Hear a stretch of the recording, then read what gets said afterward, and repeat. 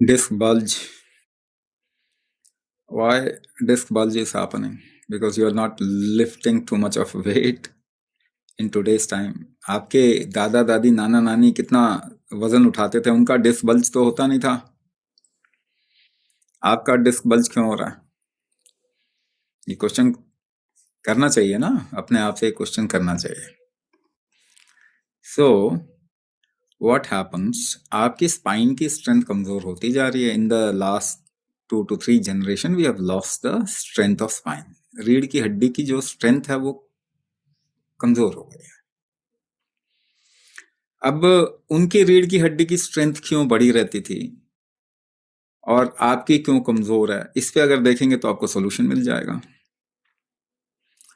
भाई, जब भी आप वजन उठाते हैं आपकी रीढ़ की हड्डी की स्ट्रेंथ थोड़ी बढ़ती है।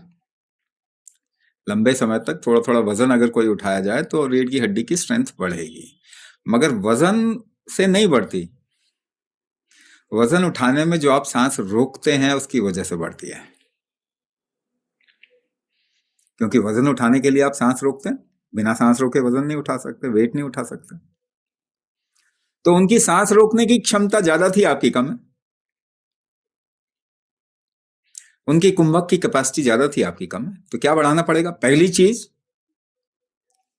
कुंभक तो करना पड़ेगा। उसका कोई सोल्यूशन नहीं, उसका कोई ऑल्टरनेटिव नहीं।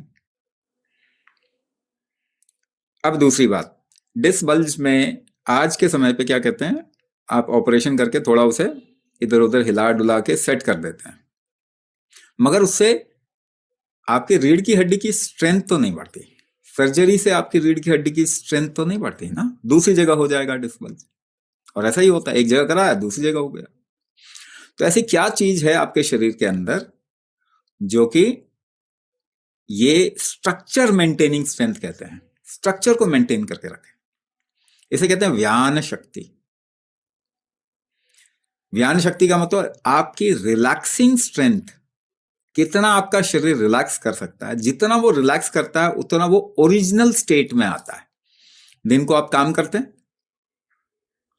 रात को रिलैक्स करते हैं, तो फिर शरीर अपनी पूर्व स्थिति में आता है। स्ट्रक्चर में भी, एनर्जी में भी, रीजनरेशन में भी, डिटॉक्स में भी। तो रिलैक्सिंग स्ट्रेंथ या स्ट्रक्चर मेंटेनिंग स्ट्रेंथ, व्यान शक्ति कमजोर है। व्यान शक्ति क्या होती है? आपकी एक्सलेशन के ऊपर कंट्रोल, सांस छोड़ने के ऊपर कंट्रोल व्यान शक्ति होती है। तो क्या ये व्यान शक्ति बढ़ाई जा सकती है? हाँ, लेकिन सांस छोड़ के लंबी लंबी नहीं बढ़ा सकते आप व्यान शक्ति। आपकी सांसों की स्ट्रेंथ सांस रोकने में है, तो वो कुंभक ही आपकी सांसों की स्ट्रेंथ है और स्ट्रक्चर मेंटेनिंग स्ट्रेंथ है। अब एक एक्सपेरिमेंट कीजिए, ये सभी स्पाइन से रिलेटेड इशू का मैं सॉल्यूशन बता रहा हूं। रीढ़ की हड्डी कंफर्टेबल कब होती है आप में और पूरी एनिमल किंगडम में फर्क क्या है? कि आपकी रीढ़ की हड्डी जब सीधी होती है तो कंफर्टेबल होती है, किसी भी एनिमल की रीढ़ की, जानवर की रीढ़ की हड्डी जब सीधी होती तो कंफर्टेबल नहीं होती।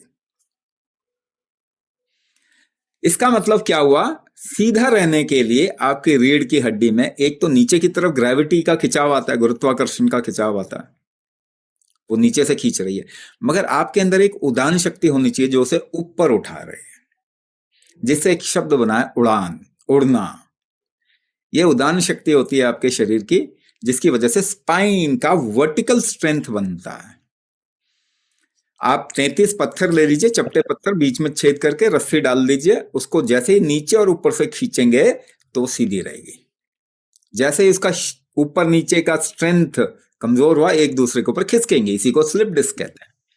तो ये उड़ान ऊपर और नीचे अपान, ये जो दो स्ट्रेंथ हैं आपके शरीर की, जिसकी वजह से रीढ़ की हड्डी वर्टिकली कंफर्टेबल रहती है। मगर आज के समय पे, पहले तो जो बूढ़े बुजुर्ग थे वो कहते थे सीधे बैठो सीधे बैठो। हमारे यहाँ पे कोई बैक रेस्ट वाली चेयर नहीं होती थी। क्यों? क्योंकि फिर आपकी स्पाइन स्ट्रांग रहेगी। लेकिन जब बाहरी लोगों का आगमन हुआ तो वो तो उनकी उनकी लाइफस्टाइल को हमने अपना लिया। तो ये दो चीज अगर आप नहीं बढ़ाएंगे तो स्लिप डिस्क कैसे ठीक होगा? अगर मैं आपको एक साफ बता रहा हूं, अगर ऊपर नीचे से स्पाइन को खींच भी दिया जाए तो भी आपकी स्लिप डिस्क ठीक हो जाएगी। ट्रैक्शन कहते हैं, ट्रैक्शन में अगर खींच भी दिया जाए तो भी आपका एडजस्टमेंट हो जाता है, लेकिन ट्रैक्शन में नुकसान हो सकता है अगर आपके शरीर का स्ट्रेंथ नहीं है तो फिर वहां पे टेयर, वेयर एंड टेयर का खतरा आएगा। तो मूलभूत रूप से आप अपने बॉडी की स्ट्रेंथ अगर नहीं बनाते तब तक आपका बॉडी स्ट्रक्चर मेंटेन नहीं कर पाएगा। कुंभक से वो स्ट्रेंथ बनता है, वो आपको करना ही चाहिए। हम ऐसे कुछ प्रोसेस भी सिखाते हैं जिससे कि आपकी स्पाइन का स्ट्रक्चर वापस आ जाए।